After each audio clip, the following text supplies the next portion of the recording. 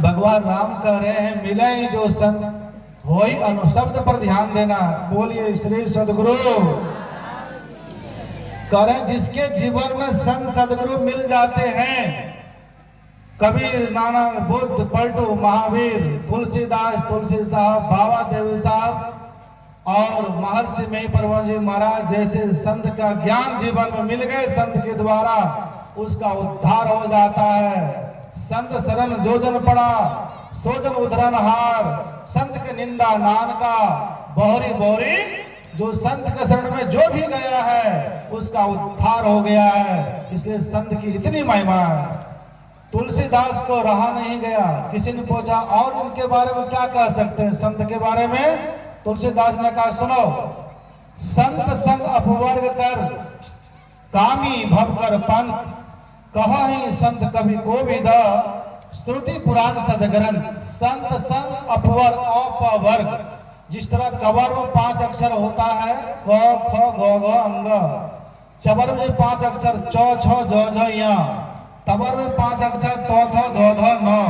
ठीक उसी तरह पवर में 5 अक्षर है प फ ब भ म।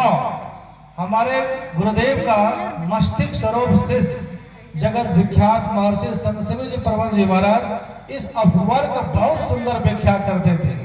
कहा अपवर्ग जहां पवर्ग ना हो, प से पतन, जहां जाने के बाद जीव का पतन नहीं होता।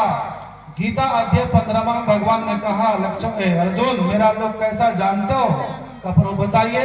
यद गत्वा न निवृतन्ते तद धाम परमम मम, जहां पहुंचने के बाद फिर दुखमय संसार में जीव लौटता नहीं है। सबरी के बारे में तुलसीदास लिखते हैं तज योग पावक देह हरि पद लीन भई जहां, जहां पहुंचने के बाद फिर दुखमय संसार में जीव नहीं आता। पस पतन, जहां पहुंचने के बाद पतन नहीं। फ जहां फल की आशा नहीं है।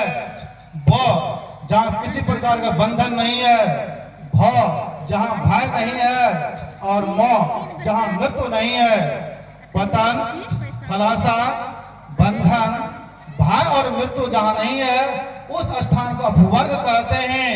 यही संतों का मार्ग, यही संतों का संग, यही अखिल भारतीयों का ज्ञान जीव को वहां पहुंचा देता है जहां से फिर दुखमय संसार में जीव जन्म में नहीं आता है।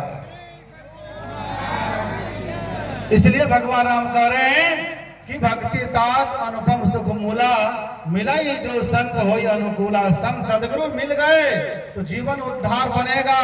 संत सदगुरु नहीं, उद्धार बनने कोई समस्या, कोई यहाँ पर रास्ता ही नहीं है। इसलिए यहाँ पर काक भोचौंडी तुलसीदास से कह रहे हैं, काक भोचौंडी जी गरुड़ जी से कह रहे हैं, शिव असुख संगादिक नारद जे मुनि भ्रम विचार विशारद, और सब कर्म खगनाग यह करिए राम पद पंकज नेहा। हे गरुड़ जी, उस ब्रह्मवादियों का, ब्रह्म ज्ञानियों का यही मत, यही निर्णय और यही सुझाव